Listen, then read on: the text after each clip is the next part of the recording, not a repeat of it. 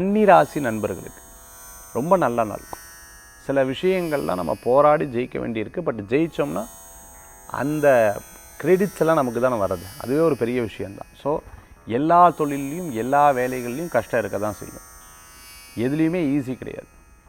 எனக்கு இந்த மாதிரி டஃப்பாக என்னுடைய ஜாதகமோ இப்படி இருக்குது, அதனால் நான் மூவ் பண்ணி தான் ஆகணும்னு எல்லா விஷயத்தையும். ஃபேமிலி ப்ராப்ளம் இருக்கிறவ கேர்ஃபுல்லாக இருக்கணும்.